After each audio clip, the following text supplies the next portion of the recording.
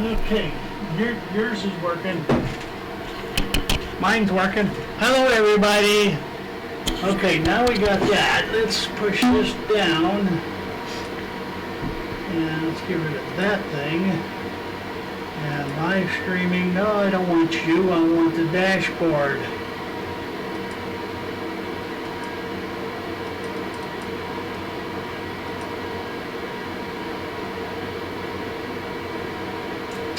There we go.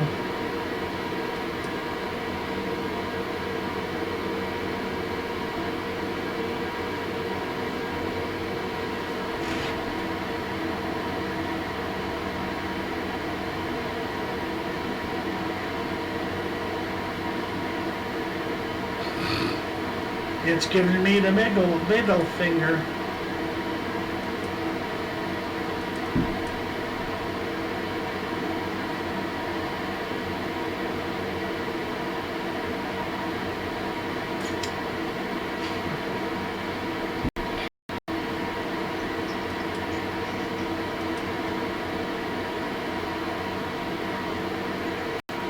Live now. Okay. Okay, we don't have to do any more. Pictures should be coming up. Okay, Emily. There you go. Okay. Now. Double check that. Yep, we're doing okay. All right. So now we can get out of there. We go over there. Okay. We we had a dead mouse.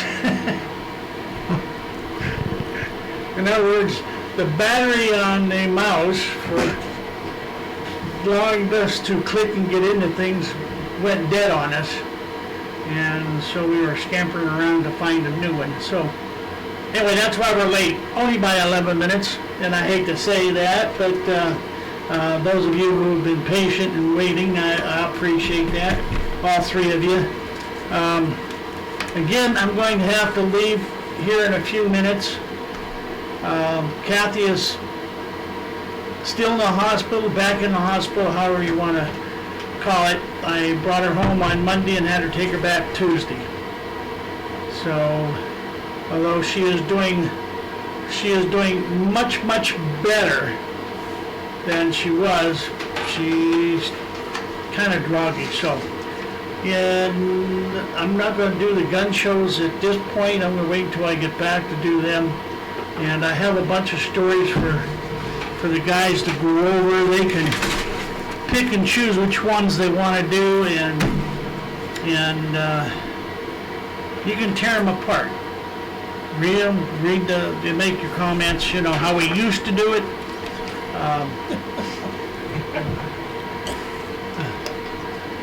Randall the Bludgeoner's over there in the corner, just out of the picture. Bring your chair. Yeah. Bring your chair over to her back. There you go. Now we'll see here in a second. Oh. Yeah, it should come on here in a second. Yeah, there you go. It's got quite a delay, so I guess we do have a delay, so if somebody says something we can bleep it. Oh man. Anyway, so I'm going to be leaving here in about 5 minutes to go down and see her, and I will be back as soon as my son gets down there to visit her. And in the meantime, Mr. T and Randall the Bludgeoner is here, so they should hopefully keep you somewhat entertained. And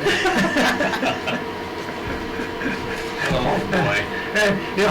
if they don't, you have my permission to call them a piss cutter. What do we got for material there? Okay. Well, there's a couple goodies. There's one there about a veteran who was arrested during a state of emergency because he had a couple cans of iced tea and some other groceries, and he was arrested by the city police of one of these towns, and he sued, and yeah. I mean, you know, this is going beyond the bounds of stupidity. If he was carrying, Oh, if he was Jesus. carrying an AR-15 and a couple hand grenades or something like that in a state of emergency, that's a different story. He Canned just iced had tea. canned It's iced a tea. threat. Yeah.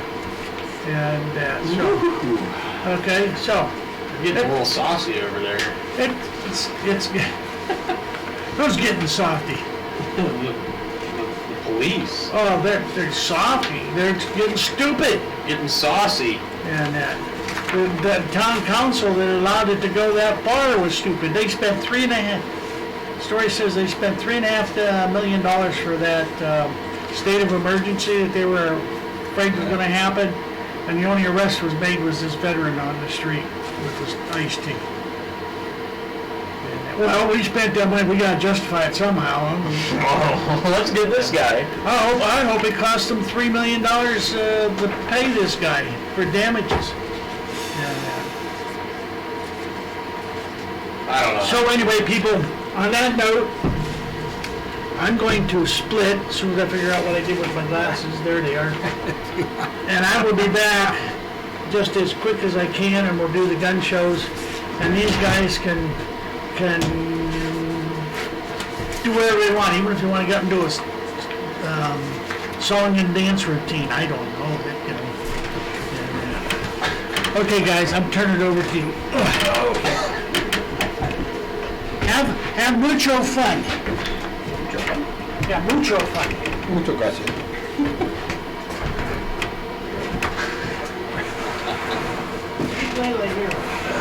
She's up at the house now. Well.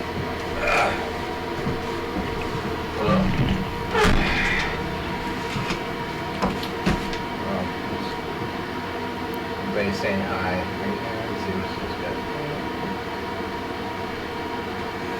Okay, I'm back in the pilot seat here, I guess, so.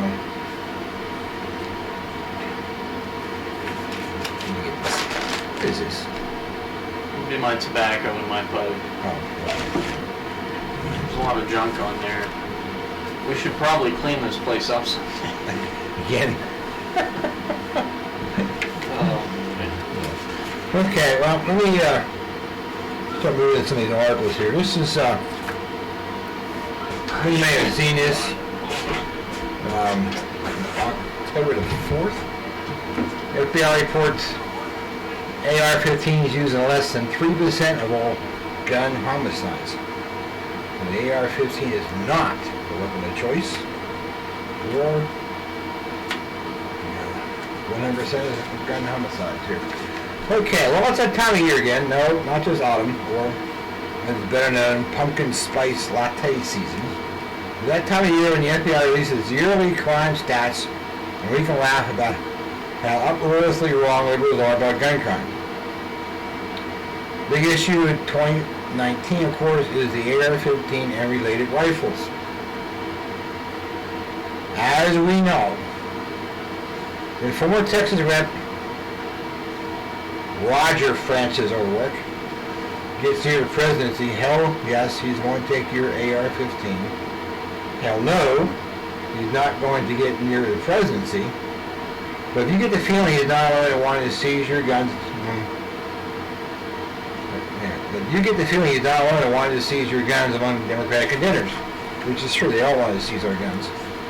The Kamala Harris said she plans on taking 10 million guns. Of course, she won't be leading the charge.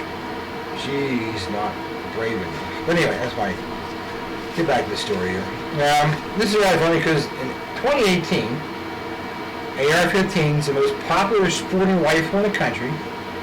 I remind you, the AR-15 came out before the M16 series of weapons. The AR-15 was designed as a lightweight sporting and hunting piece, not as a weapon of war. But I digress. Anyway, the AR-15, of course, the most popular sporting rifle in the country, were responsible for well than less than 3% of all homicides back in 2018. And even with the Second Amendment still going strong, the number of people killed with guns has dropped, as did the total number of murders. The FBI figures for 2018 are a statistical compilation of of offense, arrest, and police employee data reported by law enforcement agencies volunteer participating in the FBI's Uniform Crime Reporting Program, otherwise known as UCR. Conservative review noted that rifles accounted for 2.1% of homicides and 2.9% of gun homicides. That's a fairly minuscule amount when you consider what killed more people than rifles. Rifles are definitely implicated in the murders of 297 people. Although firearms not stated accounted for 2,963 homicides. So firearms not specified as to what type, accounted for over 10 times more people killed by rifles that were definite. Well, that's 6 numbers of murders we know were committed by rifles in 2018. What are some things that we know were responsible for more murders in this class of guns? Knives or cutting instruments for starters. They're responsible for 1,515 deaths and 5 times more than were killed by rifles. Blunt objects such as clubs, hammers, etc. also managed to clock in above rifles with a total of 443 deaths back in 2018. Alright, sure, but throwing your hands could be more deadly than rifles, right? Oh no. They're actually more deadly than both rifles and blunt objects. Personal weapon, i.e. your personal weapon, hand, fist, feet, etc., clocked in with 672 deaths. So one's personal weapons, handheld weapons, had killed more people than rifles. And keep in mind, we're talking about all rifles here, not just so-called assault rifles that look really scary. By the way, this is not a new trend. What I described to you more or less is how things are broken down for the past 5 years. Yes, fists and have always been more deadly than rifles of any type. Same thing with hammers and other blunt objects. Or shall we say, assault hardware. There's deadly assault hammers. Oh no, let's drink again. It's got a rubber grip. Molded rubber grip. I don't think have mallets there too. Or just hammers in general. Anyway. Even though guns, rifles are far behind handguns in terms of their use in murder. Handguns, which no candidate is talking about banning or seizing, are responsible for a whopping 6,603 killings. That's over 22 times more than rifles. And this isn't even beginning to mention the AR-15 style weapons. But is the AR-15 a weapon that was designed to kill people in the battlefield? That's what Beto, otherwise known as, the real name is Roger Francis O'Rourke,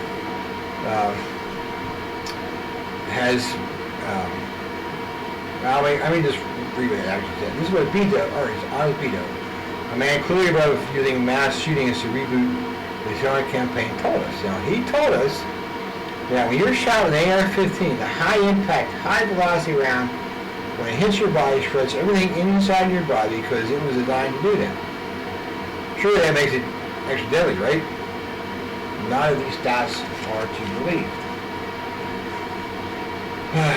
But the AR-15 and its derivatives are used in mass shootings, so they clearly must confer some advantage there, right? Well, not really. Especially in close quarters, there is no necessary advantage that such a rifle for a given shooter, so why pick it? Simply because for psychopaths rather, the AR-15 has become part of the outfit. It is just because it gets more immediate attention. It's a 21 karat headline. The guarantee that every Schreier on every cable news station will announce that you used it. For liberals, these rifles look scary. Ooh, yes they do. I guess. They look cool to me. Never mind that similar rifles with different exterior aesthetics aren't usually classified as assault weapons because one looks more mandatory than others. Well, I think what they're talking about there is like the classic example of somebody taking a Ruger Mini 14 and putting it next to an AR-15, and they say that you shouldn't have an AR-15 because it's a military weapon and because it has the military features like an adjustable buttstock, bayonet lug, an attachable 30-round magazine, and all those other features. But then you have something like a Mini 14 that has a wood stock and it doesn't look as threatening or... But if one looks at the Mini 14 and the scaled down M14, Well, see, what most the people that we're having that argument with, they're ignorant. They're not educated. They don't know that. you can take your basic parts of a a Mini 14 and put it into a much more interesting looking stock. Or even Ruger 1022. Looks, you take a Ruger 1022 wooden stock and then you put it in something that looks more interesting. Anyway. I've actually been looking at doing that with mine. Okay. Then there's one more thing the government doesn't like to talk to you about. The fact that the AR-15 puts us normal citizens on more equal footing with their government. Ooh, that's scary to the government, I suppose. Well, I don't know if it puts us on equal footing because they still have the tanks, the armored personnel carriers, the drones, the infantry fighting vehicles, the rest of the world that they can call in. Not that it wouldn't be another Vietnam for them, but the AR-15, most people don't understand, technologically speaking, is the musket of today. Yes. Right? Everybody ought to have one. Back in the day, everybody had your smoothbore, utility hunting weapon. You went fowling with it, you shot deer with it. I don't know, with reservation, maybe a squirrel, but then at the same time, when you weren't doing any of those and the redcoats came knocking on your door, what'd you have? You had your old reliable brown vest that you went out and put a 69 caliber lead ball through people with. But well, now we have a variety of weapons. But on an insightful technological level, the AR-15 is the technological equivalent of yesterday's brown vests or musket. And it looks military because the Department of Defense took the AR-15 and changed it to what we know as the M16, M4 series of rifles. Well, anyway, now. Well, a lot of people don't think about firearms development, design, and the intention of a designer because the idea is not, okay, well, we're going to design, develop, and pour all this money and time into making a weapon or a weapon system or platform, and then just put all their eggs in one basket and bank on that military contract. When Eugene Stoner sat down and designed it, it was for the civilian market. It was for anybody that would buy my gun that I spent all this time developing. So, was it initially for an Air Force contract to defend air bases? Yeah. But at the same time, he had every intention of selling it to the civilian market for sporting purposes or self-defense, if you will. Okay, anyway, so yet for another year, the AR-15 is less deadly than our hands and a lot less deadly than the handguns. Fortunately, leftists can't ban and seize your hands. Oh, boy. They could do that to your handguns, though, and you can wager that's where this is going. When gun grabbers realize that an AR-15 buyback would prevent fewer than 300 murders, and that mass shooters would surely move on to handguns, what would happen next? Gee. They would ban and seize handguns, perhaps slowly at first, but then this is where it is eventually going, whether those are left realize or not. I would assume they do. After all, they've seen the stats. They also know that if your countenance an AR-15 buyback for safety's sake, you're still accountants the next one and then the one after that. Yeah. A little note down here, Camille's 10 million gun confiscation plan is just beginning. And I know Biden has a plan. And his plan talks about not only buybacks, but high-capacity magazines, and that not only you register your AR-15, you register your high-capacity magazine, because that's all the government, according to Biden, must know. Let's serialize all the magazines, all 30 trillion of them, and then let the government. Well, the government wants to know who has what and in what numbers.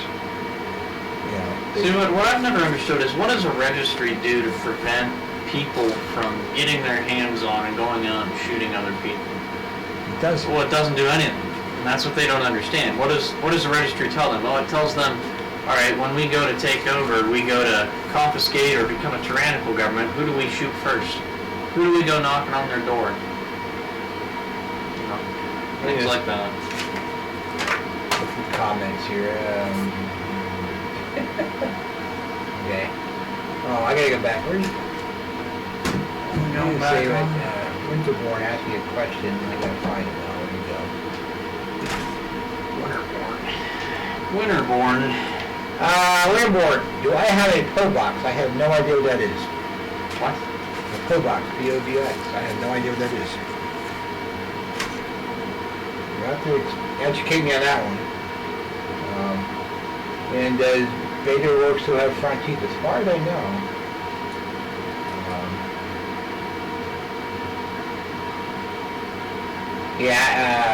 Bruce Wayne. Okay. Yeah, I'm an NRA Asking member. you if you have a P.O. box, post office box. I guess that's probably what it is. Post office box. I'm assuming that's what that means. I have a P.O. box. Asking you. We can send you stuff in the mail. Yeah, I've been an NRA member since 2005. My wife let it expire when I was in Iraq and never... Oh, yeah, post office box. Okay, I kind of assumed that. I do. Yeah, I have a regular mailing address. Well, there's something we can talk about that's not some of our story material. I'm kind of torn on the NRA right now. All right? I don't know as if I would recommend anybody to join the NRA or to donate money at this point. I think that they've totally thrown it out, and especially with this whole bump stock ban. One of my relatives on my wife's side is an NRA member, has been for decades. I cannot convince him to give up his membership or contribute. In fact, I think he's paid up to the year 2022 now. He just, I don't know. No, I'm not saying... He said his way. I wouldn't. Occasionally I get something from them. No, I'm not renewing my membership. I'm sure I give them any money at all, period. I just don't. I'm sure they're out there defending our rights to some extent, but at the same time, they showed with this bump stock ban and their support for that well, we'll defend your rights to a point until something bad happens that's bad for publicity. Then we'll tread on me harder, Daddy. I feel like they really. Yeah, they really let that too one. much. They let that one slide.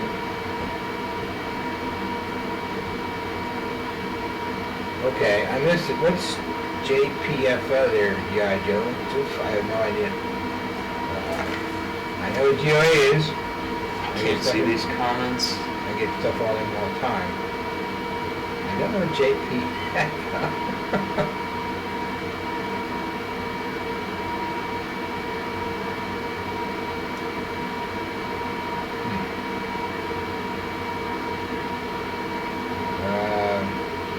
The NRA is just another pack of the Beltway and DC. Yep. I just feel like they sit there and they pander to the older generations. I mean, anybody older than me. I mean, and they fearmonger and they're like, they're coming for your guns. They're coming for this. They're doing this now. Donate to us, and we'll pay all our executives big fat paychecks, and then we'll defend your rights. And I'm just not sure that's how we should run that. Okay, G.I. Joe's, I got the, okay. Might be the right thing, I'm not sure. Okay. Moving right along. You got one you want to do, or you want to? Yeah, I guess we can talk about the city arresting a guy for iced tea. Boy, let me tell you, every time, you know, I go to work, I talk with guys there, and they tell me about things that they've heard about, and then they show me the proof of it, and it's like, Well, we're really doing this. You know, This is what we've come I to. think it was in August or September, I can't remember the exact date, our PA legislators passed a law to allow children, and this is statewide now, to allow children to set up lemonade stands without having to get a permit. Well, that's good. But before that law passed, you could not, 9, 10-year-old girl, boy, whatever, you had to go to your municipality to get a permit to set up a lemonade stand. Well, let me tell you, that means I'm just the ultimate rebel, because I did that at a couple different times throughout my life. I was a young whippersnapper with, you know, some fundraising to get done, and I sat down, I set up a lemonade stand, and boy, now I'm a pirate. I ran. That's the most ridiculous thing I I've ran ever heard. afoul of one of our township officers a number of years ago, down my way. My brother-in-law called me one night, probably with ATV guys. ATV run around through the hay pastures. Okay. Had no idea what I was getting into, and I grabbed my shotgun, loaded it up, had extra rounds, 45 extra mag. Went up there. Well, I had no idea what was going on, because, you know, I know these guys are armed or not, you know. And I hit buckshot. I don't know, wasting time with birdshot. I had buckshot. And the township officer was upset. He said, "What are you doing here with a shotgun?" You know, I had this on my jacket, you know. And he goes, "Hey, brother called me. He's having problems. I have no idea what to get into. You know, how many folks are riding these ATVs around, or they're armed or not. And I'll be darned if I'm going up here unarmed in the middle of the night to deal with people, you know." Oh, he just, I say, this is private property. I can carry this thing all day and all night, and you can't stop me. Oh, he was pissed. In fact, the same officer stopped just 2 years ago now. The same officer stopped my brother off. He walked up in the barn, and this was after somebody had come by and complained that there's a guy carrying, walking down the road carrying a firearm, okay, in a holster. I don't know where the township police got there so fast.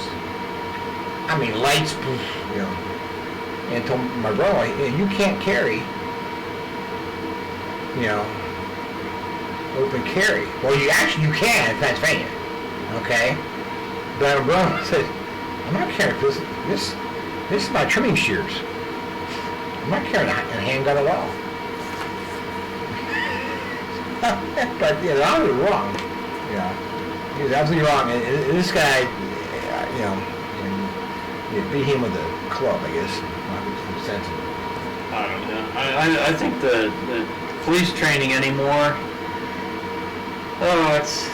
they train you that anything's a threat, and I mean, God, even a guy walking around with canned iced tea and bug spray is, you know. Well, I know somebody got upset at me, open carrying on private property. I'm not on the road, okay? I'm by the house. And you can't do that. Yes, I can. But I can't.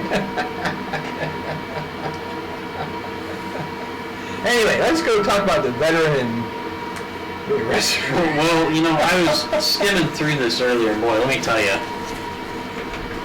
So, coming up on the 1-year anniversary of the racial protests and all that racial tension down in Charlottesville, Virginia, it's an absolute battlefield now.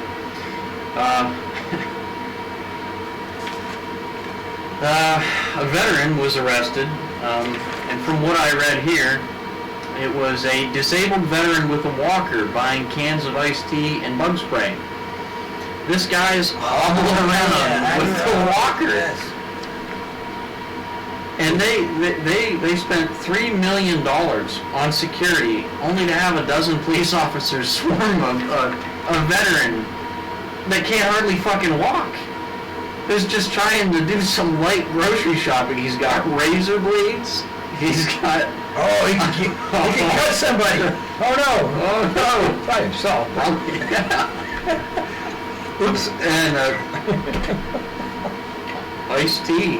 And you know, in here they said that it violated their emergency policies of, you know, those cans of iced tea could be used as a weapon. Well, I'll tell you firsthand, as somebody that's used a rock and a stick to kill a porcupine before, anything can be fucking used as a weapon. Anything. I'll kill you with a fork if I get the chance. It's just kind of stupid to me. But again, it goes back to, we could tie that into police training and the way there's an they're article trained about today. police training there. I mean, it's so over-militarized, and they just see everything as a threat because now they have to train them for everything. You know, police officers in a big city, I guess a can of iced tea is a weapon. You get hit with that, yeah, it'll hurt you. How old was the veteran? Did they mention his age? I don't know if they mentioned his age.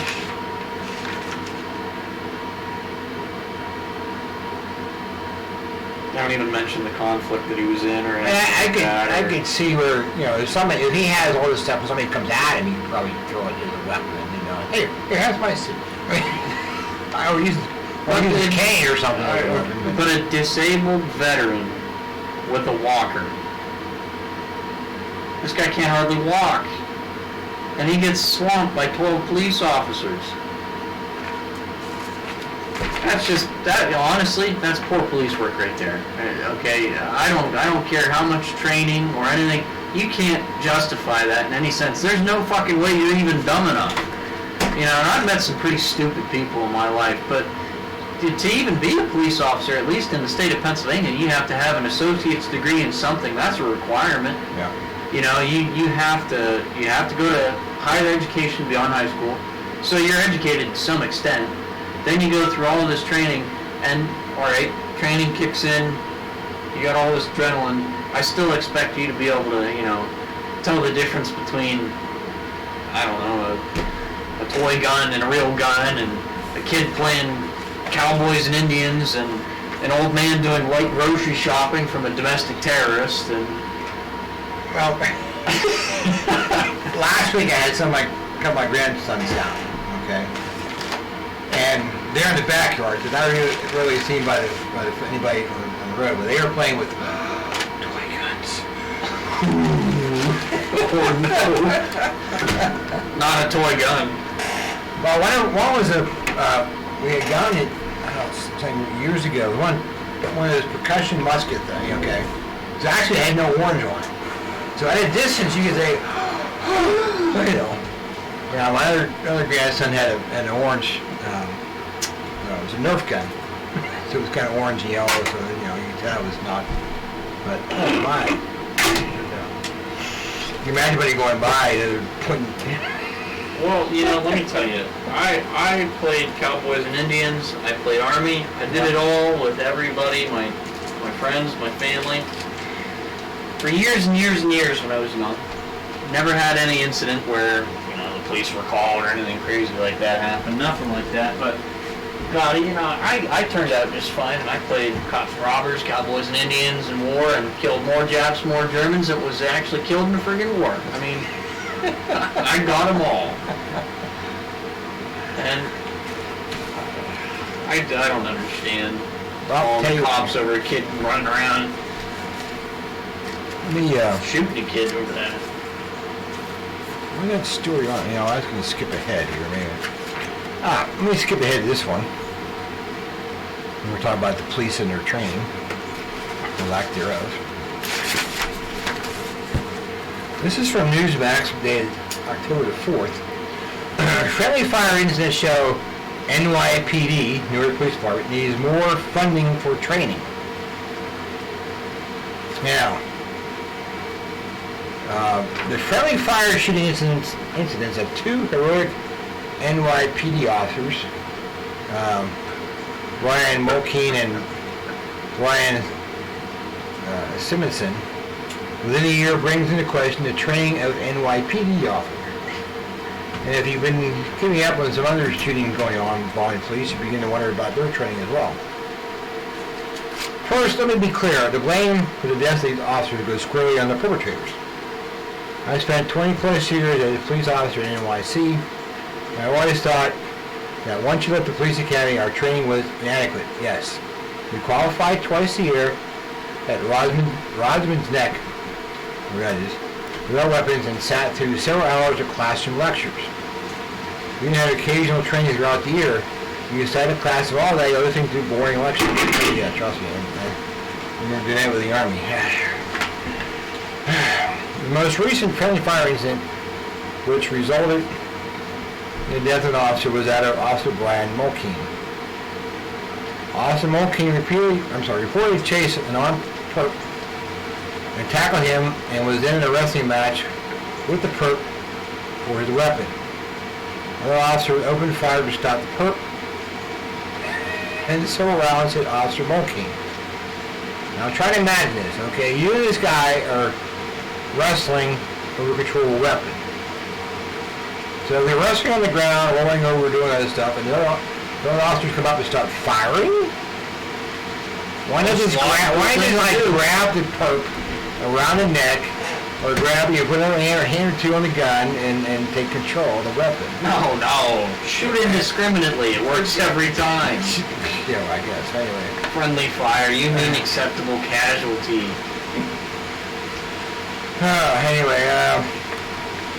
Okay, other officers of fire, okay.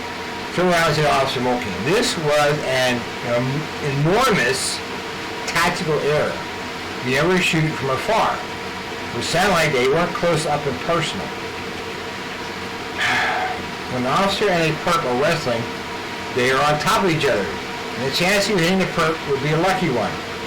The other officer should also have been engaged in the altercation to help Mulkeen, and if required, then shot the perp at point-blank range, which would then save Mulkeen from friendly fire. Why did this not go through the other officer's head, and what do they lack? Common sense, I don't know. I think maybe it's the wrong training, and they drill it through your head that when you get into an altercation like that, you use your pistol and you dump your magazine until the threat's done. He's so doped up on adrenaline. Maybe he's a rookie. Maybe he hasn't been on the force all that long. Maybe it's his first day. There's several officers involved in this, so let's see. Several officers. Well, they all shoot? Well, I said other officers opened fire, so other officers, more than one, and several rounds hit the 4 officers. So anyway, we go down here. Okay. The first friendly fire incident, which occurred in February of this year, is that of Detective Brian Simonson, who was also accidentally killed by fellow officers who responded to a robbery. The problem with police departments and training is a lack of funds. And politicians are more concerned with wasting money, which is true, than putting it to good use. Every time we turn around, politicians are screaming about the police officers' lack of training. However, they never give departments the money they require to train officers continuously and adequately. Yes. Take, for instance, the case of Officer Danielle Pantello, who was fired for using a chokehold on Eric Gardner. Now, whose fault was it that Gardner is dead besides that of Gardner? It was the department's, because they never adequately trained Pantello how to take down such a large man. Okay, was he acting as his officer by himself? Doesn't say. No, they're talking about that guy. It was a colored man selling cigarettes illegally. They stopped him, and there were several officers, and the guy was still fighting on the ground, and then the guy used a chokehold, and he suffocated him. Right, yeah, I was trying to think of that was what we were talking about. I think the guy, the black guy himself, was not up to par mentally, maybe, or something. I'm trying to remember the story on that, and that happened back in like 2015, I I can't remember think. what it was. Christ, that's almost 4 years now. Anyway, let's see. You look back at all these incidents, and proper consistent training would have prevented these from occurring. When you attend a police academy, you are taught some holds, boxing, and also wrestling techniques. Once you graduate, you're never retrained on any of these. Boxing is the most useless of them all, which is probably true. In hundreds of altercations, I have been with perps, and there were ones that I ever boxed with a perp. Police officers are never consistently trained. Therefore, in a week, you forget useful techniques that you learn in the academy. To be proficient in tactics that will make it easier for you to take down a perp is long-term consistency. It requires 2 to 3 times a week to become second nature. I know because I've taken all types of martial arts training, and the only thing I recommend to all officers is Krav Maga and Jiu-Jitsu. I learned some of my judo moves anyway. I take both now, and to remember the moves and use them properly, you must train all the time. Police officers and politicians are not willing to spend the money, therefore we have unfortunate incidents.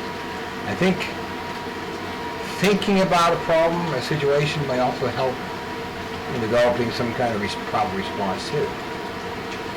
Experience and training, that's my conclusion, and the lack of it is what killed these officers. Do I think these officers should be disciplined? My answer is no. Why? Because they acted in good faith. The department is supposed to demand more funds than politicians to keep on blaming the police for lack of training. And if politicians don't have money, then a lot of other officers and civilians are in their hands. The blood is on their hands.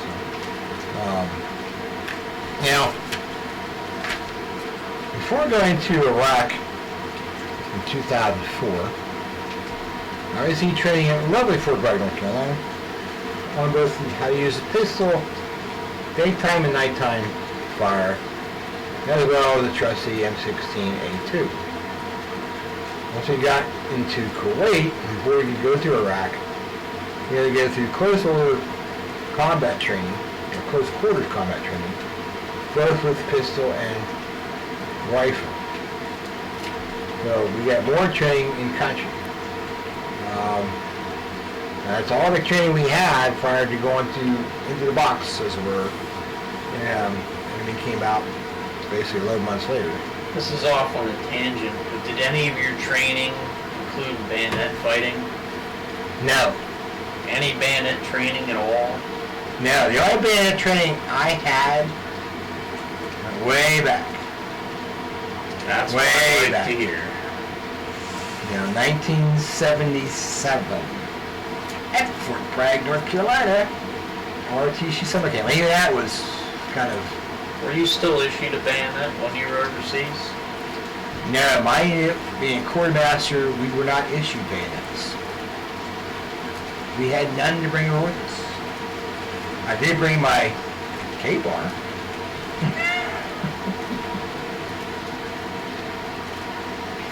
No bayonet. That's something else. Don't the bayonets have wire cutters on the sheath? The new ones do. Well, the one I have is an early model. It doesn't Doesn't have that. Yeah. But like I said, actually, we couldn't get bayonets, because they weren't listed on our TUNE. They were workstation equipment, so we couldn't get it. Yeah, but again, like I said, I brought my handy dandy K-bar. Well, how else are you supposed to fight off a cavalry charge? Fortunately, bad guys that weren't mounted on camels. How are you supposed to form the square?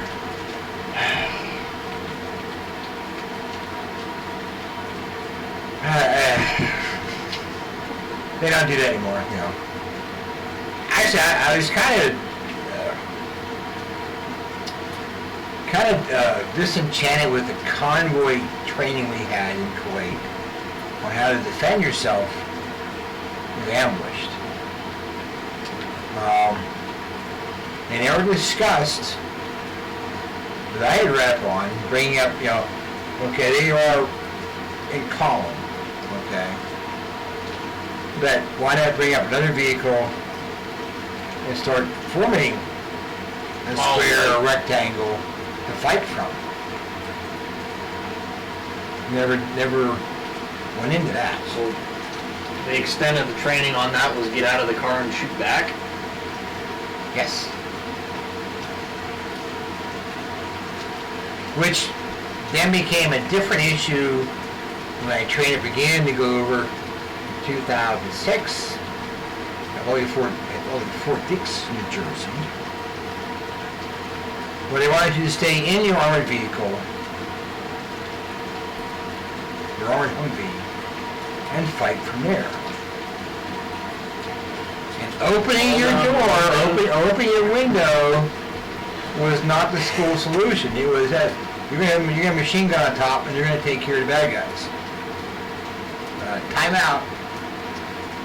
When I was in Iraq, I was in an up-armored Humvee, 2-door and 4-door, that did not have machine guns on top. Now, some convoys within, I was with the convoy commander, yes, they had a machine gun on top. Okay. But guess what? If the machine gunner is aiming to the right, and there are bad guys on the left, those of us at the left would open the window, that 4-inch block of glass, open it up, and point our weapons out the window. And be prepared to engage. Well, I can't say that inspires a whole lot of confidence. I wouldn't want to have to contort my body and try to fire a rifle from the inside of a vehicle. Or at least I wouldn't want to be sitting on the right. I'd want to be sitting on the left so I can shoulder my rifle and shoot. Trying to... Well, fortunately, I taught myself how to shoot left-handed. Okay. But when I could, which was more often than not, I'm pulling rank on you, I'm sitting over here.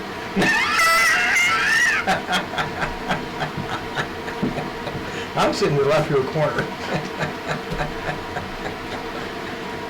Oh, I don't know. Emily, my training was just for killing someone. Yeah, that's what you do in the Army. When you prepare to go into an armed or hostile fire area, you make sure you're trained to kill somebody, because that person is going to try to kill you. And that's the way it is, you know. What's Rush say about the military being, for the purposes of killing people and breaking things? The Army's meant to kill people and take and hold ground.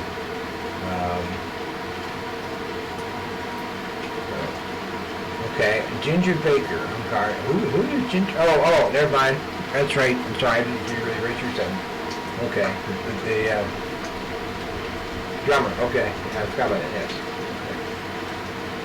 Anyway, but that was, I probably, well, of course, in the 90s, I was in part of a unit that trained other units for tactical situations, so I had pretty good knowledge of what to do anyway. Of course, having been brought up in RTC as a, and basically infantry training, light infantry training by Green Berets or all Vietnam vets, it was a lot of fun. Ooh. Here's another good tangent. Explain to me the difference between light infantry and regular infantry. Light infantry are Green Berets and paratroopers. Okay. Light infantry are also those guys that get driven around in trucks. Okay. Now. That wouldn't be motorized infantry? No, motorized infantry is more the guys that strikers that are in strikers. Okay. They're more motorized because they come, they have their own armored vehicle with them, and they drive into battle with that vehicle. Okay, truck infantry, you dismount before you get up there into the tactical area. You're gonna defend or attack, whatever. So, and then armored infantry or mech infantry, as they now call it, is the Bradley guys. Yeah. The guys, the Bradleys, riding around. You can fire from the vehicles or dismount. Doesn't the Bradley only have room for like 4 guys? forget the exact. No, you can fit more in there. You did driver, a gunner, and a commander, and then like 3 dudes. Yeah, no more than that. 6. I forget how many there were. 6 to 9. I'm trying to remember it. It's. Anyway, but they used to have gun ports that you could fire from. But then the op-armored to Bradley, you couldn't use the gun ports anymore, so they did away with them. So the infantry guy now can't fire from his Bradley unless he, open up the hatch, top, and Daryl was back. So how is Kathy? Well, we'll give you an update. Top of the hour. When I get my seat. Oh, Hey, you want your seat back? Okay. no, yes, I It's just interesting. Have to how change the- the chairs now. do. You've been demoted back To the motor. I'm getting demoted. Okay. It's all yours. We haven't got very far. We had a lively discussion. Well, that's fine. That's the way we do it. Really hard. We kind of went on tangents. Oh, Ron Cannon. Kind of went on tangents. We went on tangents. Well, all I got to say is it's sure Charlie's weather out there.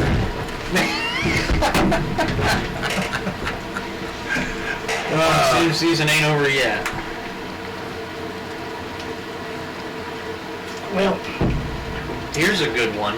Officer suspended for cooperating with ICE is restored. So this guy turned over an illegal immigrant to ICE and was suspended without pay. I read that one. And boy, let me tell you, real bunch of smart people running our country today, I'm telling you. Well, too many cities are sanctuary cities. You got too many police chiefs, Well, that's sheriff a- departments saying, you will not contact ICE. Yeah, well, that's why I'm a firm believer that any federal funding that these cities are getting or states are getting should have it cut. Works for me. Okay? Give me the money to me, I'll take care of it. Yeah, I could use the money. I'll put the good use. Yeah, I'll round up a couple of illegal aliens every 6 months or so to justify my salary. I just don't understand how we have people in our country going hungry or homeless or struggling or, and how we can justify taking Mr. and Mrs. Taxpayers' money and giving it away to some fucking illiterate peasant from another country that has no more business being here than... Well, you hateful, hate-mongering hater. I just don't get it. You convinced him to vote Democrat, to register Democrat, and you got them. Yeah. Lock, stock, and barrel.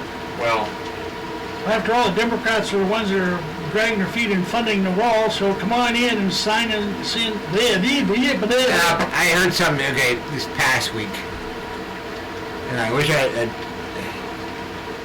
the reason why we have the immigration problem today is due to what happened under Lyndon Baines Johnson back in 1965.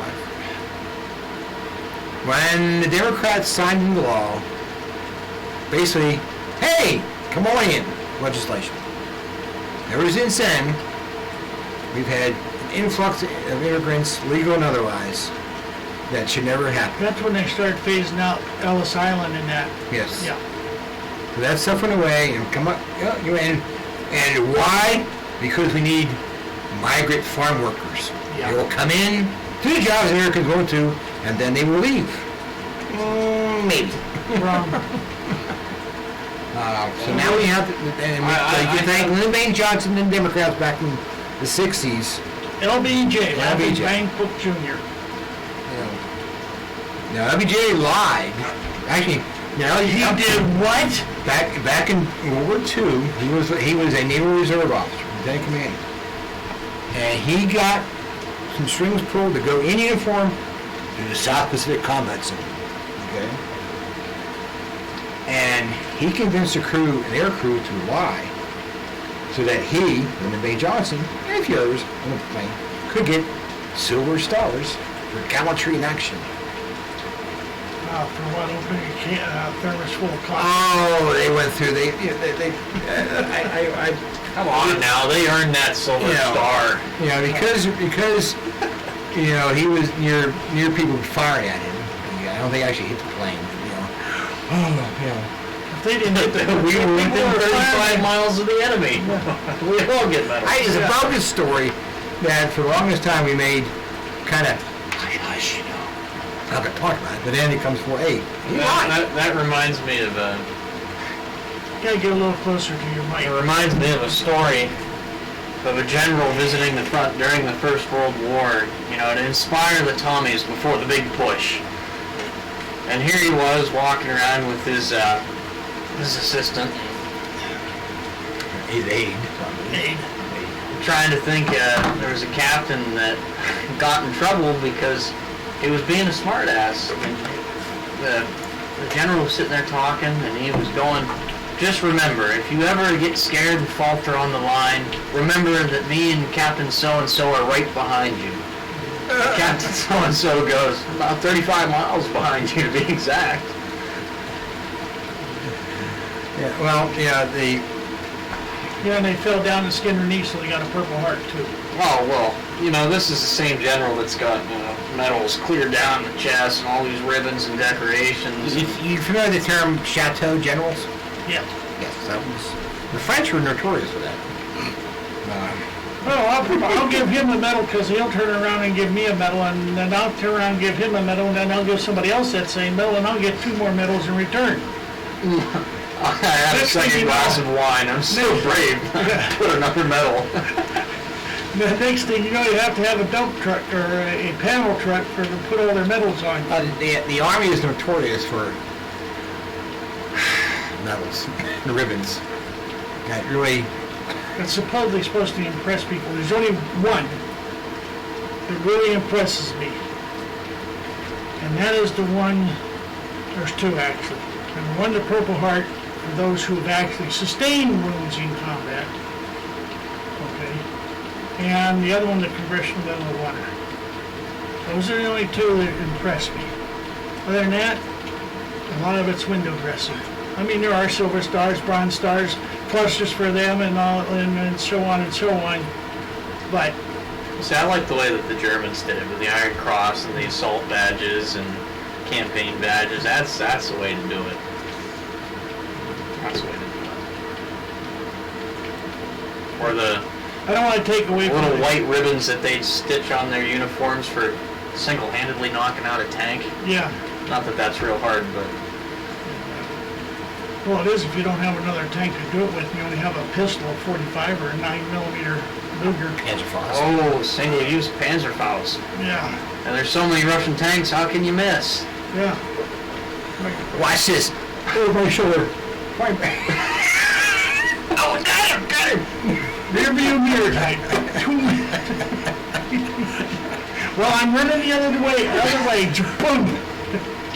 Let's see. Somebody think I got it. I'm gonna ricochet off that tank and get that one, right? That's because you didn't lead that one enough. yeah. That's why you got the second No. one. But Joe's down the road. He'll get that other one.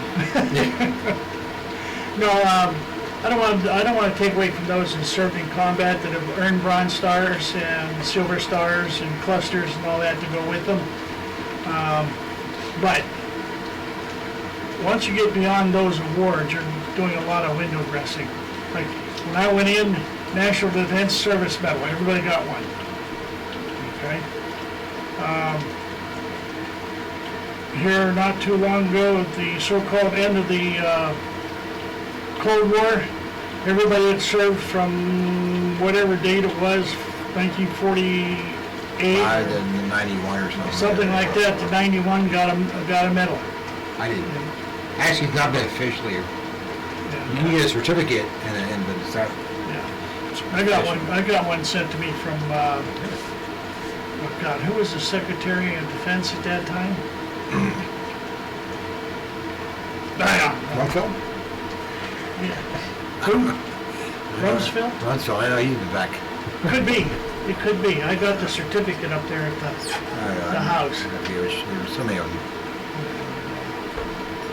So, anyway, Yeah.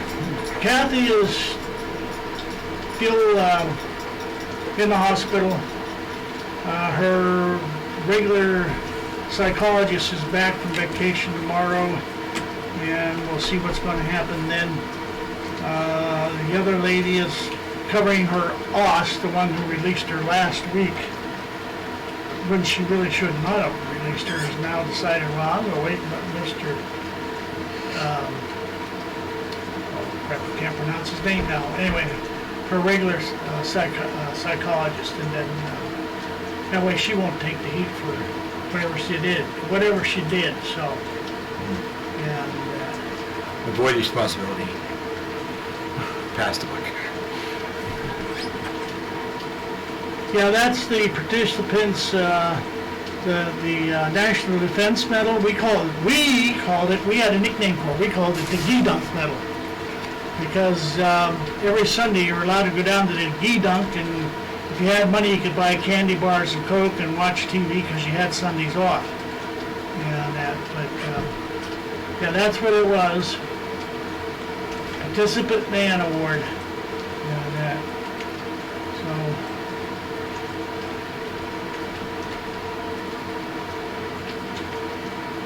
Yeah, I got one of those.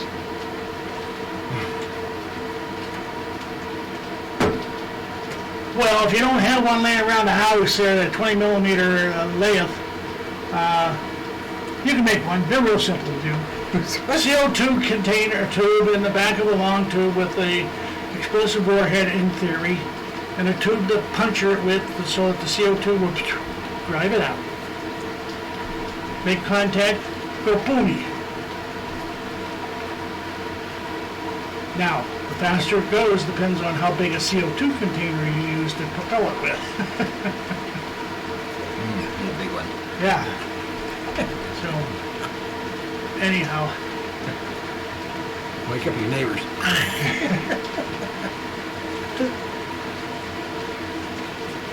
I'm just testing what I... Hey, this is to Randall, I guess. Well, actually, it's got Randall's name on it, so maybe he put it in there. 20 millimeter lathe, that's what this country needs. More women with spunk and light anti-tank capabilities. Heavy anti-tank capabilities.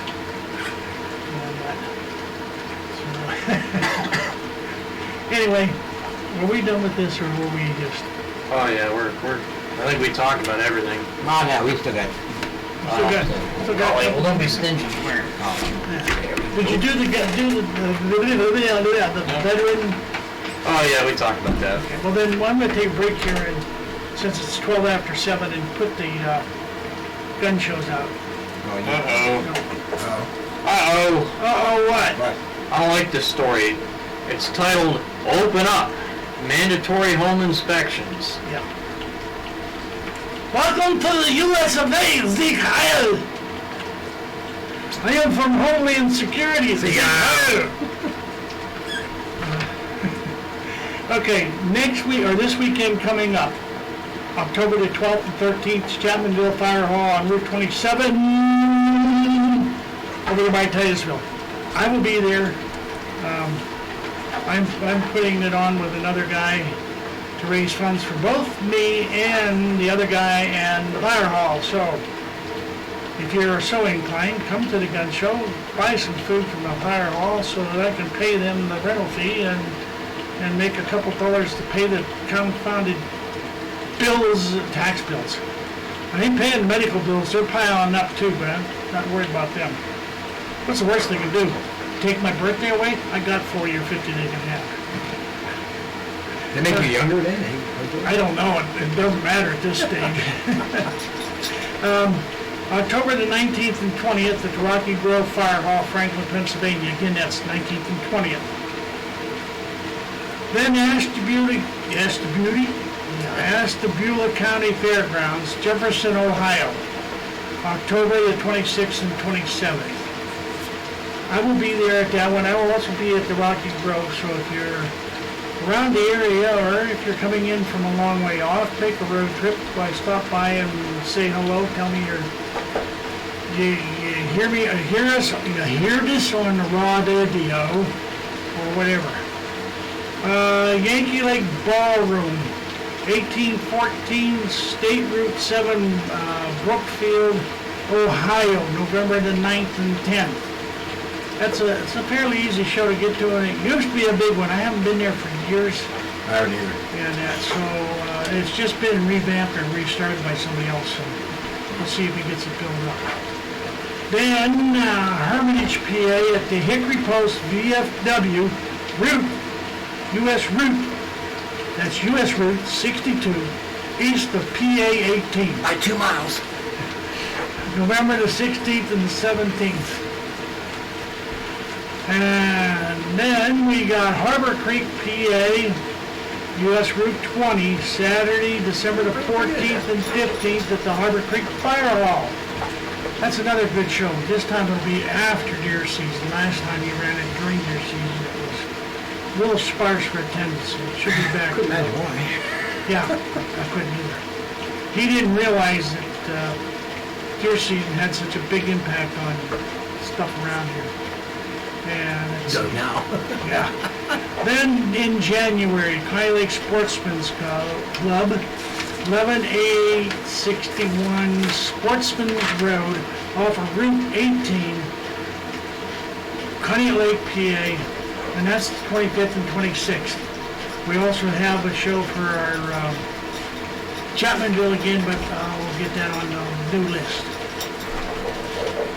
So I gotta get new flyers printed up, and that about covers it.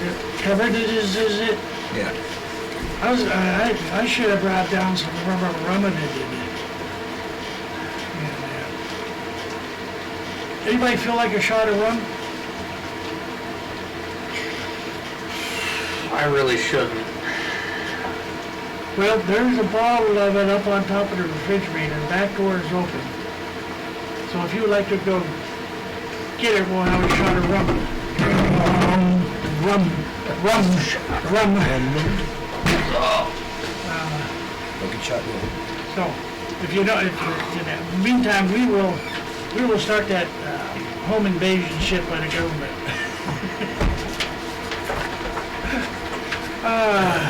Yeah, I saw this. When did I print this one out? It was on the 5th. 5th. That was yesterday. Yesterday I saw this.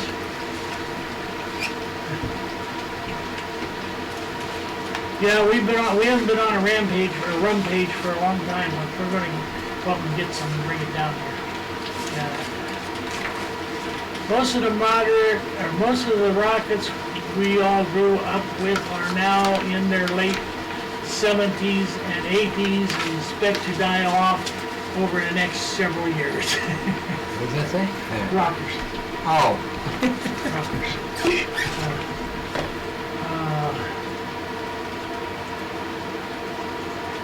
Anyway, kind of interesting some of these comments that I'm getting on the thing here.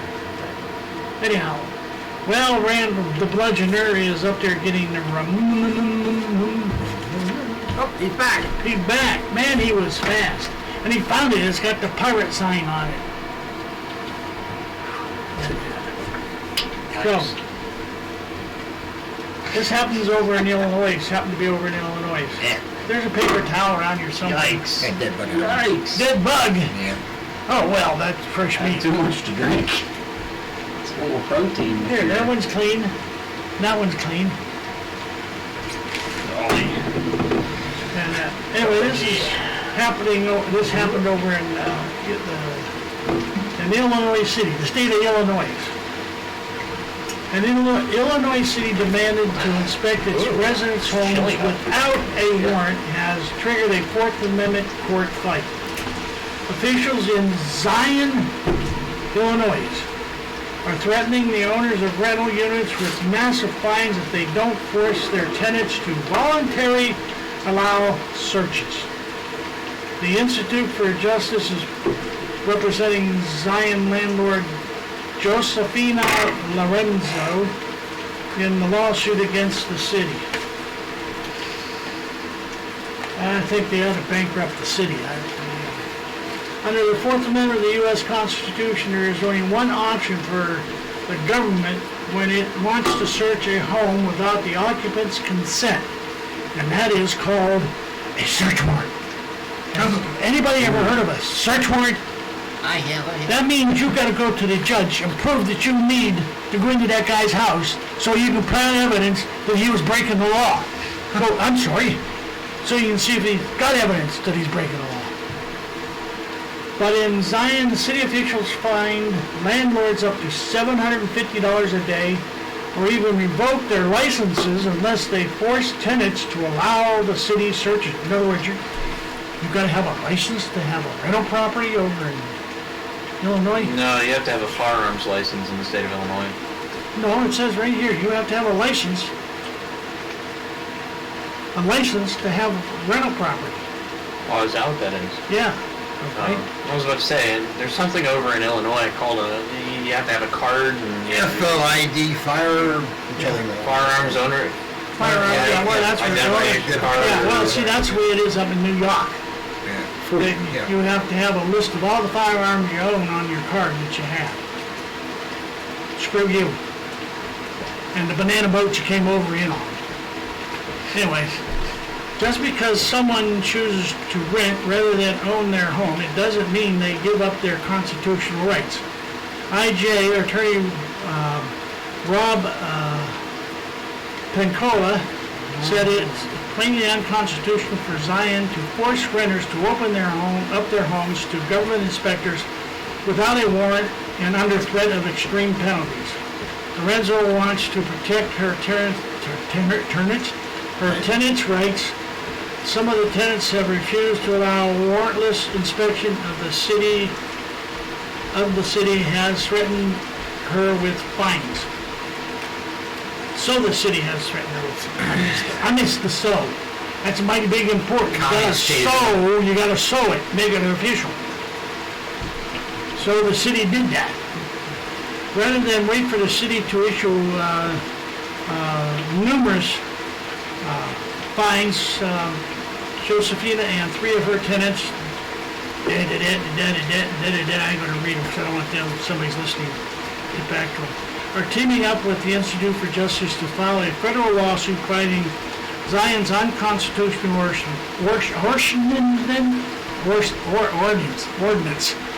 You know, like bombs, bullets, and all that kind of stuff. I love heavy ordnance. Me too. Did you get his pay? No. Yeah, I got them. And what you want? About the same as everybody else. Let's see, in 2015, when the city passed its rental inspection That's not what I ordinance, pour myself, okay? the mayor at the time blamed the city's poor financial health on an overabundance of non-owner occupied rental property. The Institute said, well, if you didn't tax the property so high, maybe the people would own their own property. Do you ever stop to think of that?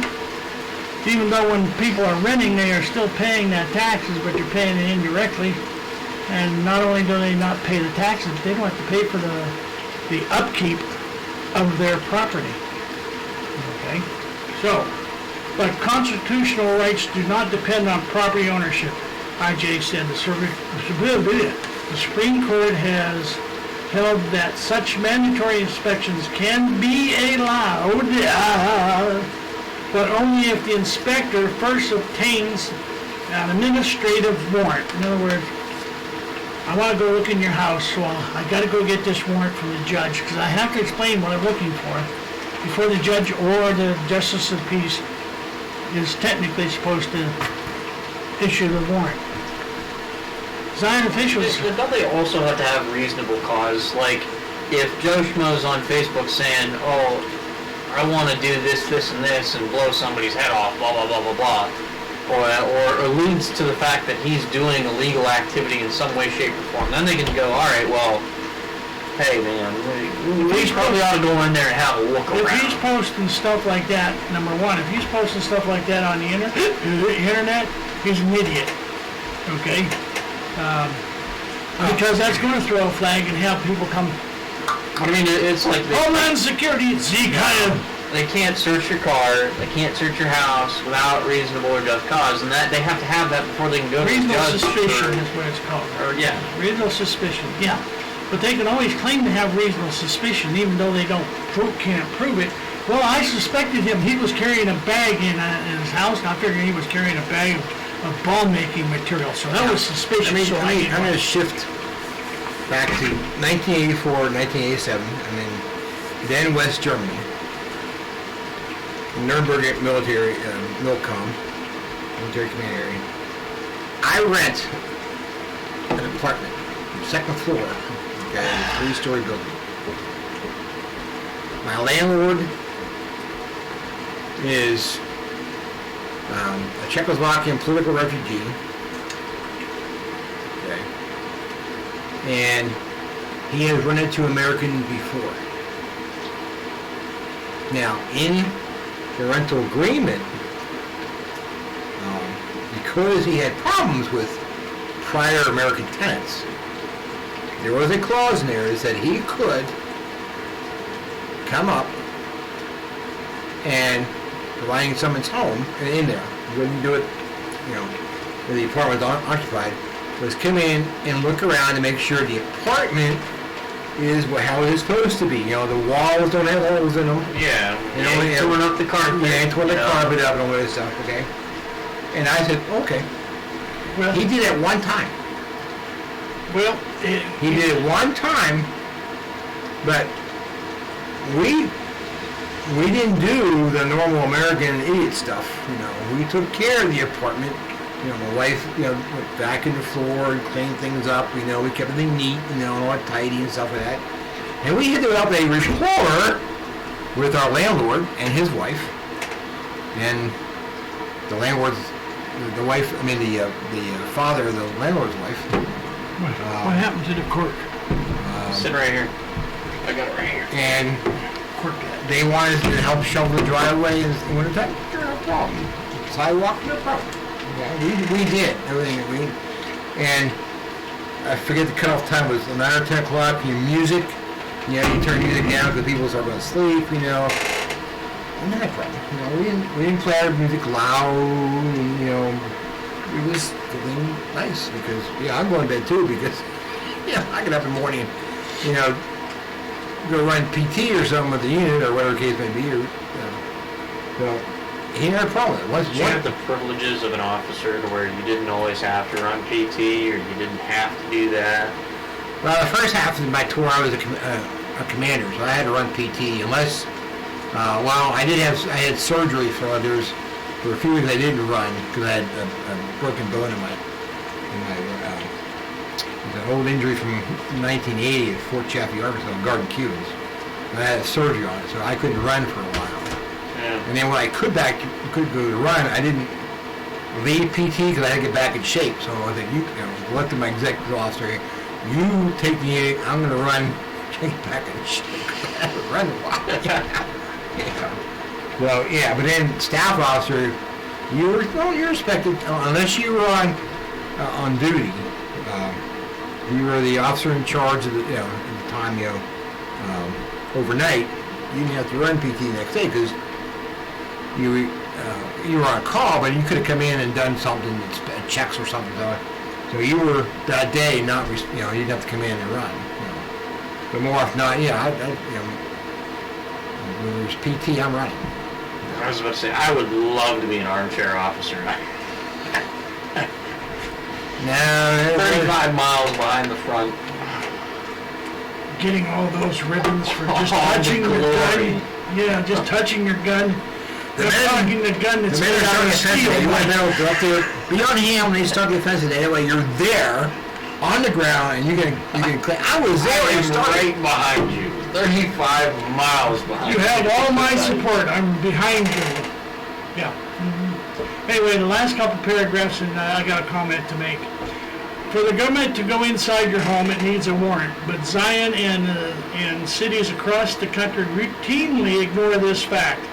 Assuming that the citizens won't be able to fight back, we look forward to vindicating our clients' Fourth Amendment rights with this lawsuit, said the IJ Constitutional Law Fellow Adam Griffin. The Institute has already successfully challenged a rental inspection program in Arizona and is engaged in a current case in Pennsylvania and Washington State. Now, speaking, I don't think things have changed, but when I was a young lad growing up, my dad bought a duplex. One side was rented out. We lived in the other. And then he bought the house next door to us because we had been getting a rash of unsavory neighbors. So we bought the house so we could keep that from happening. But as a landowner, you have the right to go over and make a monthly inspection of your property to make sure everything is kosher. And that. But that's you because you own it. You're the one that's paying the taxes on it. And it's not the city, that is not the state, that's not the county, that's not the federal government. It's none of their business. Unless, of course, they suspect that individuals are manufacturing drugs, making explosives for terrorist attacks that we won't call terrorist attacks, but we'll just call assaults with a mass destruction. Not those people. Now, we don't want people in this country to know that we've been under terrorist attack for the last 12 years. But anyway, the fact of the matter is landlords do have that right. But the federal, like I say, the governments don't. And in order to enter their home, they should be required to fulfill the Constitution by getting a search warrant. Then, of course, the judge that they go to, or the justice of the peace that they go to, or district magistrate that they go to, has the right to say, I think another shot of rum would just about make it so I can see what my teeth are trying to say. Anyway, the district magistrate can refuse to give a search warrant. They don't have to because somebody is presenting them with stuff. So, anyway, what do we got next? Where we are? We're here. Where are you? Oh, they're out there. Okay, what do we got here?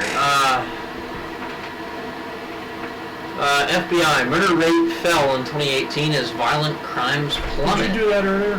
No, I did the other one with gun, or the AR-15. It kind of ties with that. Yeah. I guess, but, Okay. Good, go ahead. Proceed. The FBI reports that there were more than 1,000 fewer murders committed in the United States in 2018 than in 2017. Part is a drop in violent crime during the same period, or during the same time period. That didn't print right. The Bureau data indicates that violent crime steadily declined over the last 3 years, with 2018 showing a 3.3% drop. I guess that must be significant. I'm not really... Well, that's because of all the AR-15s that were bought under the Obama administration. Greatest gun salesman of all time. But O'Rourke's trying to... Yeah. O'Rourke's trying to top his record. O'Rourke or pork? Or pork. I call him Beta O'Dork. Somebody's baited him real good, I'm telling you. What a dork. You know, truth be told, we were talking about this the other night. I don't think the Democrats have anybody with a strong enough personality that can beat Trump. That's why I think they're going to be up to their shit again. Their biggest problem is they're all after the guns. And none of them are being shy about saying they're after the guns because they think that's what's going to win it for them. Wouldn't you be after the guns? Oh, I'm after as many as I can get. Okay. You got some you want to get rid of? Take Camilla Harris, okay? I'd be after the gun. If I had a politician's paycheck, I'd be buying more rifles and more ammunition. Well, take Camilla Harris, okay? She slipped away to the Attorney General's position in California. Okay? How is she going to get more leaders to go be on her side? Spread her legs again? Well, she's sleeping her way all the way to the She slept her way over to the top. when was she awake long enough to talk to these people? Yeah, joining the LinkedIn, we'll have some fun, we'll discuss it, or what? Now, to be truthful, and I was thinking this the other day, I think it's good to have good relations with other nations and their world leaders, but at the same time, everybody's accusing Donald Trump of strong-arming the Ukrainians. Okay, one, I don't believe he did it. I think Donnie called up the Ukrainians and said, hey, listen, we like you a lot more than the Polish, why don't you look after so-and-so and what he's been doing over there. We found out that Okay. they found out that Biden was doing something, whatever it was, and Well, he it was wanted his to put son. him on his son. They wanted Yeah. to put him on alert that there was something they needed to investigate. Okay? I don't think there's anything wrong with that. No. Okay? That's just a part of his job. If somebody involved is committing treason or illegal acts, and I don't care if their dad's running for president or not, and if the dad's involved too, I don't care if he's running for president, they should be looked into, investigated. If they committed a crime, then okay, give it to them. Okay, but then my biggest thing is, all right, if we are acting in the U.S. and our people's best interests, all right, and there's something we got to get done, and they're not cooperating, we strong-arm them. I mean, what else do we have left to do? All right, we apply some sort of pressure, whether it be We've done that for generations. or... And I just don't understand why this is just a new concept It's not. to the left, because they've done it, they do it all the time. I mean, They do it all the time and want to get away with it, but they don't want to have it done to them. I know, but What's good for the goose is not good for the what I'm gander. getting at though is I think this is just another case of Donald Trump did something that they could twist and use the media as a weapon to go, well, look what the hell he's doing. Well, As far as I'm concerned, That's to draw the attention of the public away from what the Democrats are doing. Okay? I see right now, on tonight's 60 Minutes, I believe it was, they were going to go across the country canvassing the populace to see if the people were in favor of impeachment of Trump. And and I'll bet you the only people they show are those in favor of it. well, they showed one lady that was in One or two. favor. One lady was in favor, and then they had three people, two of them men, I believe, that they said no, that they weren't in favor. There's too much needs to be done to be distracted by that shit. And that's what it's all about. This way they can sit on their ass and collect their phony baloney salaries Not doing that. and not do anything. okay, well then, using this, I want to start a conversation and then tie it into a couple other things. But, I'm an apprentice toolmaker. I don't know nothing about numbers, not a damn thing. I don't use them at all, any day, ever. But, when we talk about statistics, and they throw all these numbers, they're talking about, in 1 year, there were so many aggravated assaults, 1,250,162 in 2016, all right? There's 320 million of us living in this country, citizens of this country. 320 million. When you break that down, that's like 1, 2, 3%. Okay, and then when you break it down and then you start doing these comparisons between the U.S. and other countries of like however many of this in 100,000 people, well then you start looking at it and our averages are the same. But then they start screaming about, oh, it's so much higher, blah, blah, blah, this, that, and the other thing. Well, I mean, I guess it is in a sense. But when you really look at it, where is all this violent crime happening? Where is it taking place? Out in backwater Pennsylvania, in the Panhandle, touching Lake Erie. We go a couple of years between murders. We go... The biggest crime people commit around here is we got bored, we started drinking a little early in the day, and we got a DUI. We have a few cocaine hits now and then. No, drugs, we were bored, we got tired of drinking, so we just... Well, heroin sounds pretty cool, I guess. Alcohol isn't doing it no more. I don't know, but we don't have any big time crime out here in wholesome Pennsylvania. I want to inject something here. Somebody was responding to comments about the counties taking over through the impeachment process, and I don't have it right now. Let's see if I'll find it. No, I got it right here. All we gotta do is back it up. Come on, get back up there. No, it's not going back up. Now go down. Oh, here you go. Okay. Okay, I believe that we'll see a hot response to the attempted coup in order to defend against the commie takeover. I hope you're right. I don't want to see it happen. I hate to have to fire on fellow Americans, but if he's a commie, if you're red, you're dead. That bring back memories? Yeah, a little bit, yeah. But, violent crime rate, 368 crimes per 100,000 people. I just, when there's 320 million of us, these numbers to me become less and less significant. And then when you look at the areas that these are centered in, it always comes back to the same point that they always argue against and try to ignore. The big cities are the center of crime. They are cesspools of humanity. And the big cities are usually run by whom?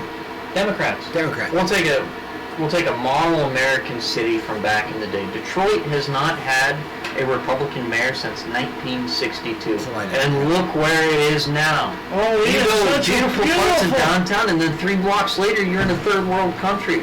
Oh, it's a I was up there for a wedding. It's a beautiful walk in the forest. 2015? Yeah, 2015. I was up there for a wedding. Okay. And we stayed in Detroit, but the wedding was in Dearborn, right across, And looking at that reminded me, when you're driving it, looking at the rundown buildings, the burned out buildings, I think, looks like Baghdad. And then seeing the Muslim signs over there, yeah, this is Baghdad. Gee, I thought I left that all behind. Baghdad was significantly less sand, right? You were having a flashback. Well, and then the wedding was held in a nice Catholic church, okay, but it was surrounded by almost wasteland on part, not that far back. And then on Sunday we go to a Polish, not Polish, Ukrainian Byzantine church, okay, and I go to the Byzantine Mass. It's more they call it Lithuanian. Anyway, it's very similar. Okay, but I could still follow. I know what they were talking about. And my brother-in-law who took Russian Ukrainian, not that far apart, so you need to follow him. But to get there, and you could just see, these buildings with the Arab script on them, an English translation, all over the place. And just, here's this nice Catholic church, and you think, wow, this used to be a Polish neighborhood once upon a time. And now, it's almost Islamic neighborhood. You see people walk around, covered up, the burqas, and it's just like, But that's, you can thank the Obama administration for that, and it's just like, we are being overrun, taken over from, and not knowing it. That's what, and knowing it will, but say, this is what's going on, this is what's happening to us, and people are too dumb to realize what's going on because they believe everything the media tells them. That we should. Well, it's the media. They would not lie to us. Well, as far as I'm concerned, the mainstream media, ABC, CBS, NBC, MSNBC, CNN, all that stuff, are basically the propaganda arm of the Democratic Socialist Communist Party of the United States. Remember, the Communist Party got Roosevelt reelected for second, third, and fourth terms. Because Roosevelt himself was a socialist, he wanted to be more socialist. So. Got a message here. Since we were talking about all this bullshit, Pantifa are the Soviet tank riders. Oh, Antifa. Hey, I come up here. I was passed by a car, license plate, New York State. It had Antifa sticker in the back window. And you let it get away? Well, unfortunately, my AR-15 was in the back seat, unloaded. That's Pennsylvania rules. No, I'm pretty sure. Didn't they declare that a domestic terrorist organization? A couple of the government organizations have. Yeah. People have been surveyed, the public, and it's come back 74%. Yeah, they're a terrorist organization. any fascism. You haven't even seen fascism yet. They have no idea what you're talking about. They don't. They have no idea. It just sounds good. Well, when you look at everything, and you look at communism, socialism, fascism, which started by, Italy was fascist, Oh, I know. and Nazism, they're not all that far apart. There all isn't. Well, no, what they believe in are not that far apart. They're No, not they that aren't. much different. Okay. So, and Antifa was established in Germany to fight the Nazi takeover of Germany. It was a power struggle. Who was going to take over post WW1 Germany? And fascism or Nazism won. Okay. And of course, they had to kill off the Antifa people, which is okay. I mean, they're communists, but no big. I was about to say, I mean, anti-fascism, they were all Reds. Yeah, all right. Yeah, well, they're all. They were all communists. But not to be anything good about Nazism, but they're all. You look at them, and I had a meme somewhere. I would have saved it. Explained out. Okay, fascism, Nazi. Explain them all out. They're not that far apart. So I feel like Nazism just gets folded right into the same category as fascism, but I think they're two very different things. It's a little bit different. If you look at the core of Nazism, they're socialist. Yeah. They're 100% socialist. Well, look It's at in the the core. name. They're all socialists. Okay, and they're different. They're just different things that set them all apart from just one. Okay. It's the way it's implemented. Kind of core-wise, yeah, they're all socialists. But there is enough differences. Okay, this is what Nazism is. This is what fascism is. Well, I mean, they're all nuanced in their own way, No. but at the very core of it, I mean, do you know where the term Nazi comes from? I mean, the historical context behind that? I'm trying to remember. Shoot. Because it actually comes from the term NATO, which was National Socialist, Yes. which comes from the actual party name of the Nazi Party, Nationalsozialistische Deutsche Arbeiterpartei. Well, and then people talk about democratic socialism. Democratic socialism is socialism, okay? And back in the 80s, West Germany had a democratic socialist party. And guess what? They were all for, everything the Democratic Party stands for right now. They're all for it. The same thing. No difference, very much, in the language. This is a reference to you, Mr. T. didn't do it. Lure the Pantifas to the bear and let the bear have its way. The bear would probably spit it out as being too bitter. I don't know, but as far as anti-fascism in this country goes, they ain't seen fascism yet. No.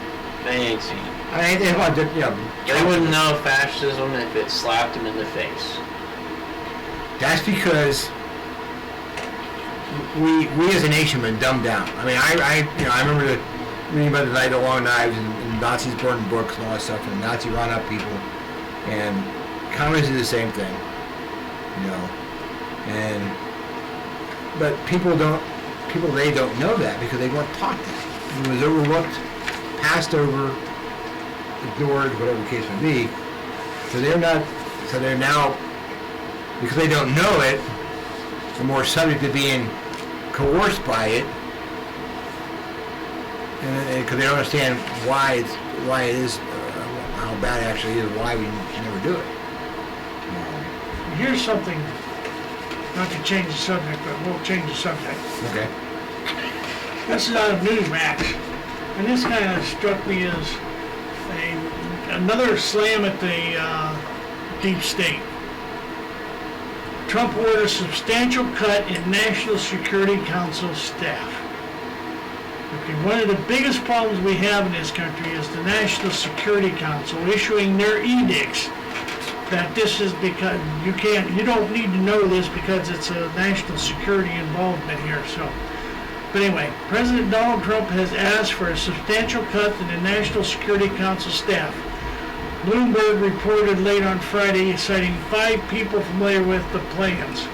The step was described by some sources cited in the report as part of an effort from the White House to make its foreign policy arm leaner. The request to do so was conveyed to officials in the agency by current White House Chief of Staff Mick Mulvaney and National Security Advisor Robert O'Brien earlier this week. According to Bloomberg, the reduction at the agency in which 310 people work will be carried out through attrition, Bloomberg reported. The report did not mention the exact number by which Trump is looking to cut the agency's staff. The White House did not immediately respond to requests for comment outside regular business hours. The development comes as Democrats in the U.S. House of Representatives are examining whether there are grounds to impeach Republican Trump based on the whistleblower account that said he asked Ukraine President Vladimir Zelensky in a July 25th phone call to help investigate Democratic rebel Joe Biden.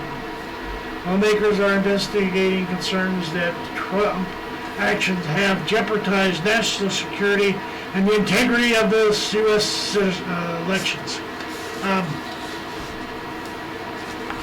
Everything that Trump does or says is now being investigated for possible impeachment process. The Democrats are so scared of losing the presidential election in 2020 that they can't get their shit together, let alone find means to impeach Trump. And I think there's way too many inter-party struggling going on right now. I think that... Well, that's it. You got 20... I know some have dropped out, but at one time there was as many as 24 political presidential candidates. I think it's back down to like 20 or 22. Well, I think it's down to actually 19 now. Yeah, 19. That's all right. We all still have the same hidden agenda, take our guns away. And so it doesn't matter which one gets in there. If they do, they're coming for our guns. Increase taxes and everything like that. So, the comment that we got here Every from time I look at my pay stub and I see the amount of taxes they take out, it hurts me. Yeah, but they feel good. Every time. Just feel good because most of that is going to pay the illegal immigrants for being here. I know. Buying their food, shelter, and health care. Person. I mean, they're so skinny and underfed that they need to be taken care of. So just think of all the good that you're doing when they take your taxes. I know, I see some pretty... What kind of a Christian are you? I'm not a very good one. Some funny, some pretty good. I Remember the word illegal alien is faux pas in New York City. You'd be fined. They smoke pot? You'd be fined $250,000 you say the word illegal alien. I've been seeing more cities. This is kind of getting off the beaten path a little bit. But I've been seeing more and more information coming out from the sanctuary cities where the waste on the streets. Well, in California especially, yeah. Yeah, well, Baltimore is another one. And Boston is now starting to show up with it. Okay? And New York City, they are all having problems with the shit that is appearing on the sidewalks. And we're not talking about dogs either. So, I can remember when I was in Pittsburgh, going to gunsmithing school back in 1978, 79. A friend of mine that lived up here, he and I were getting ready to come home on a Friday night, and he had an artificial leg. And the foot part of his stump come off and bounced across the 4-lane highway to the other side. Okay? So, I got out in the traffic and stopped the traffic, and he hobbled over to get his foot.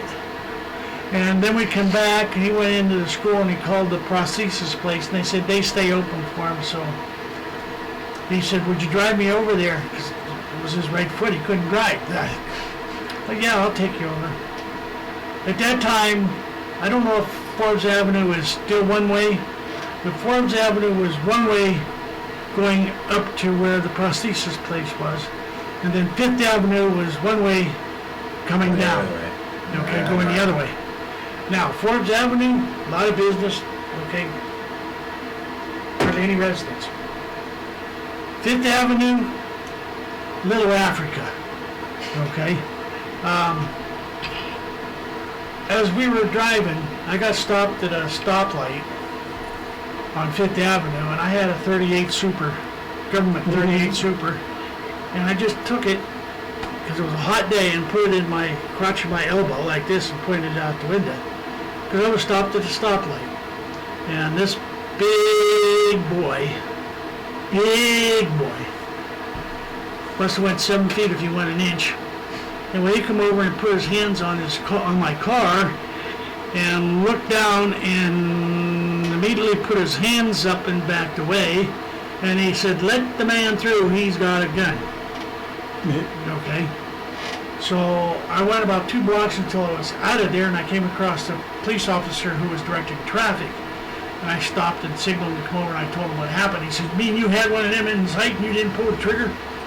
I said, "No, sir, I didn't. I just wanted to let you know in case somebody says anything what happened." But on that drive, in one doorway to an apartment building, saw a darky standing there taking a piss in the doorway. They didn't give a shit. And about a half a block down the road, and on the side of a place, there was one sitting bare-ass naked on a garbage can taking a shit. Okay? And this is the kind of shit that's going on in the big cities back then, and that was in the late 70s and early 80s. It probably has not gotten any worse, and it's probably exacerbated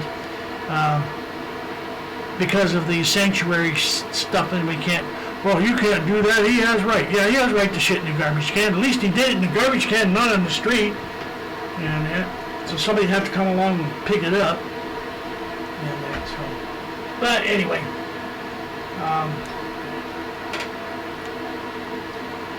yeah, the problem with impeachment, you're right, impeachment will give the Republicans the right to subpoenas, but will it?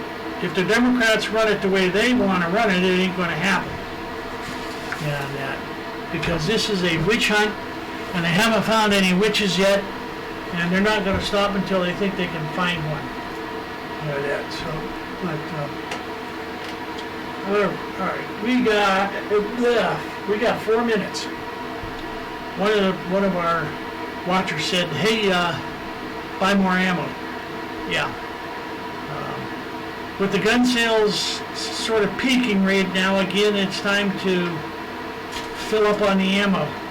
And so practice, go to gun shows, buy more ammo, buy more magazines, because magazines will wear out, and if things come to full fruition, you may not necessarily be able to pick up your magazine after you're done with it in a firefight.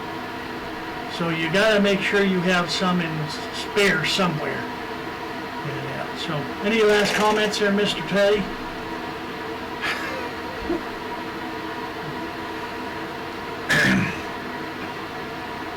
Democrats are trying to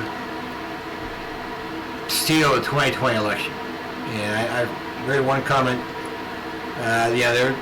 What they want to do, get rid of Trump, get rid of Pence, because the next one in line for president is Pelosi. With Pelosi, as president of the United States, you expect to see the electoral college go by the wayside. It'll be ignored. Probably vote only.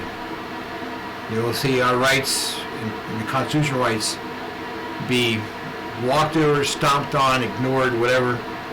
And I look at this like, the little historical fact when FDR, who was a socialist, and his wife Eleanor were the more socialist, was running for, he was running for his second re-election for his second term. The Communist Party helped him get reelected, and again and again. Yeah, he even boasted at one time. He did. He boasted at one time that most of his friends were all communists. Well, most of his staff, most of his officials, his leaders were all socialists. They're all considered pro-communist sympathizers. Okay, and Uncle Joe Stalin got away with murder. In the eyes of FDR. He could do no wrong. In fact, I think FDR wished he could do the things that Joseph Stalin could do. He did. And I know Eleanor Roosevelt established in West Virginia supposed to be a socialist colony. I don't remember the name of the town. It's been a while since I read the article. It eventually fell apart. Couldn't survive. But that's what we're facing. We're facing this election 2020 could be not the end of our democracy in our republic. We're not a democracy, we're a republic. And the politicians keep saying democracy. They're wrong. We're not a democracy. But I just foresee if they win in 2020, that our republic is going to go down a wayside. I mean, politicians, we have too many career politicians. We need to get rid of them.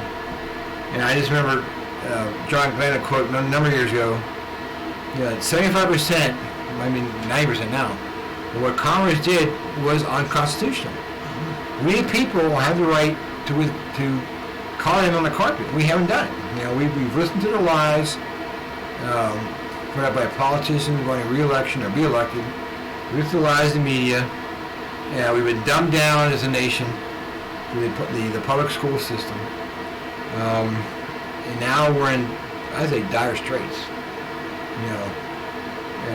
If our republic dies as a result of the 2020 election, then I wouldn't be surprised the Civil War does start. The Democrat gets elected president. That's it. I think we're done. You're up there, Bones the Bludgeoner. Any comments? I think Mr. T's right. I think if a Democrat gets elected, it's going to be crunch time because it's going to get serious in a hurry. They're going to come for the guns. They're going to do something, but then they're going to try to push it off as, only the radicals are going to resist. Everybody needs to fall in line, and that's just the way they're going to phrase it. I think you guys are right, but I think before they do that, they're going to orchestrate something really terrible, 10 times worse than any of the worst shootings that we've had, in order to get the people to fall in line on their country. I wouldn't be surprised in 2020 there'll be at least 3, if not more, false-flag operations to make gun owners the bad guys, make Republicans the bad guys, to make the Democrats like good guys. Because hey, if we get elected and we do this, we will solve these problems once for all. They'll do something to make 9/11 look like a tea party. Okay. Yeah. Not surprised in the least. Okay, on that note, folks, it's time to say goodbye. Goodbye. Bye. Toodaloo. Au revoir. Au revoir. Okay. Now you've done it. Oh, I've done it now. You've done it. Close that window. Your microphone's still on there. Close that window. I know. I'll get me Mike.